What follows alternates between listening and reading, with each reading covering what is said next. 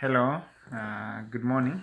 Those of you who are far away and it's not morning in your hood, good afternoon, good evening.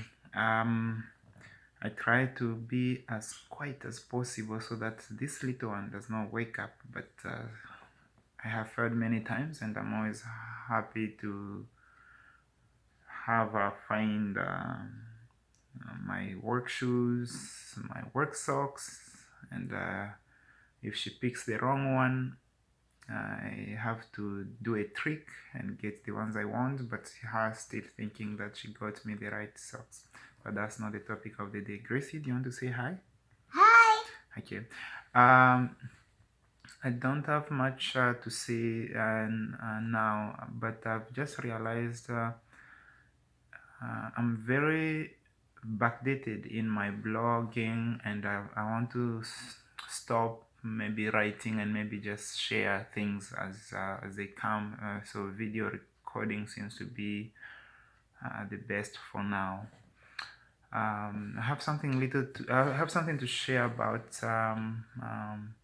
just things we are sharing with friends last week. We're talking about the challenges of indigenous people here in Canada, and something hits me hard, and this has always been something that I've struggled with over the years. I tried to take native studies at the time. It was called native studies at Nipissing University, as I had a strong interest in just the history and realities of indigenous people here, specifically here in Canada, and so it was always an interest of mine, and I just wanted to educate myself more.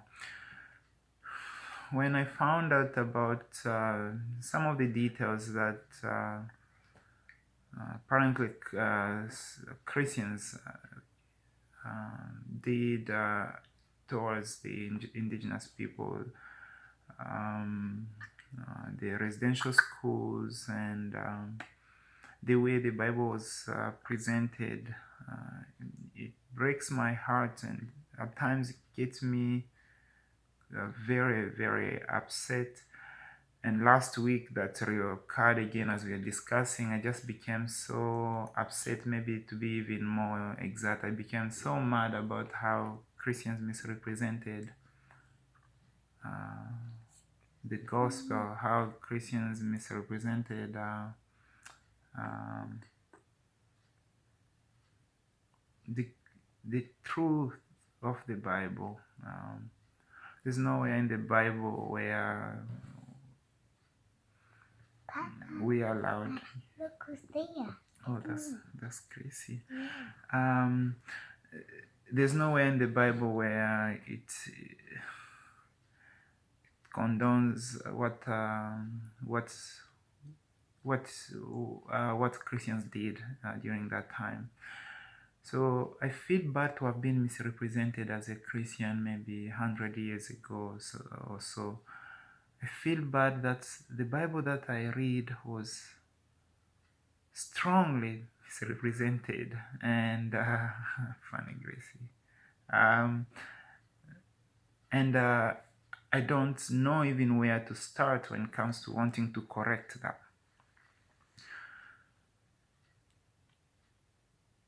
As legitimate as my disapproval about what Christians did is, as legitimate as I feel about being upset of what Christians did at the time, something also clicked, or so it's clicked on along those lines. The fact that I keep asking myself about what Christians will say about me maybe 50 years to come or 100 years to come. Is there a possibility that they could also be as mad as as I am right now about what other Christians did in the past? And that's a question I'd like to return to you as well. I don't think there's many Christians out there who are going to agree with what the so-called Christians. I don't want to dismiss them completely, so I'm just going to label to say Christians, what Christians did in the past. I don't think many Christians today will agree with the way they treat fellow Christians treated indigenous people. But my main question today is that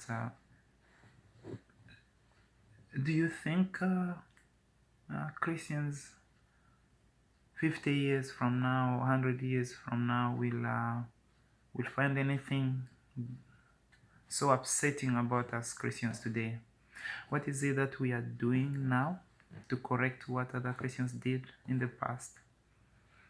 My Bible tells me, James chapter 4 verse 17, that he who knows how to do good and does not do it, he is sinning.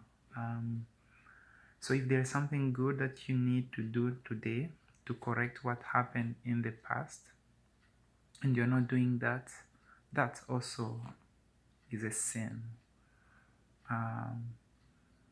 The Christians who mistreated indigenous people in the past, they did it with so much commitment, and they organized themselves around doing what they were doing. To have those residential schools, they did it strategically.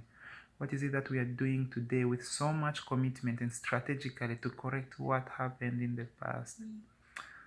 I have, ever since the US elections, the recent US elections, 2016, Trump and Hillary, just through the campaign, I became so upset about both sides. Many people relate, and I just decided to kind of slow down on talking about our politics this side.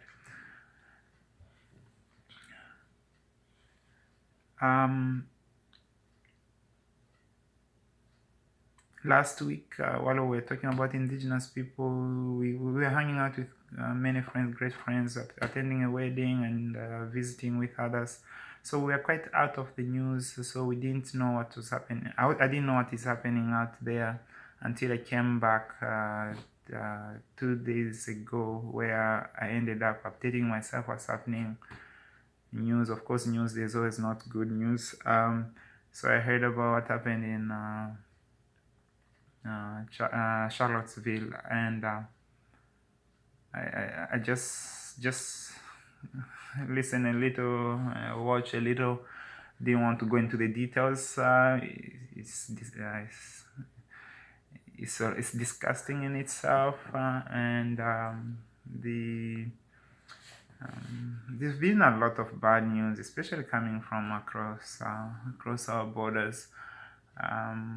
Not that Canada is perfect, but there are just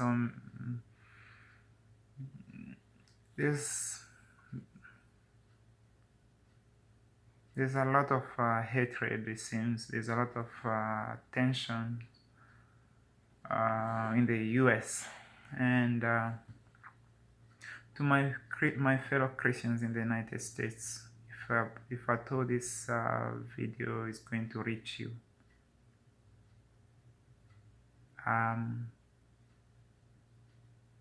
as Christians, we do have a role to play in what is happening in the US right now. And there have been a lot of things that have happened due to elections. A lot Christians have been divided on this, on just the political forum. I understand that it's been very tough. It was very tough, I think, and I can understand why people argued, fought in the church, outside the church, in their small groups, on the campaign and the elections. But in spite of all those fighting, I'm sure others have stopped even being friends. Others have stopped going to particular church. Others have stopped listening to a particular pastor. But our main role as Christians is to preach Christ. We do not only preach Christ in words, although I'm very good at that, but I also must teach about Christ in deeds, in what I do. So we do need to preach Christ in what we do. During this time where love seems so little, may we preach Christ, who is love. We should not sit in the back seat and pretend not to see what is happening ahead. We are playing it way too safe that we have a role, we have the good things that we need to do that we are not doing, and that is a sin. I've challenged myself on this front. I've challenged myself a lot on this subject of what's happening with indigenous people here in Canada, and challenged myself a lot on what happened last year in the 2016 elections in the US. We've shared, argued, disagree, agree on different fronts with brothers and sisters. But above all things, we have to be Christians. And I'm always having an issue with English. It should say Christians. Christians as in the word Christ. Those who follow Christ. They were called Christians because they did things like Christ did. In all things, if Jesus was there during the last year's elections, if Jesus was there today during all this mess that's taking place, what would he do? That's it. That is what he's calling us to do. I got to go to work. It's almost time. God bless, and I hope, I hope as I challenge myself, I've been able to challenge you as well. God bless. Thank you. Let's say bye. Bye. Papa's go to work.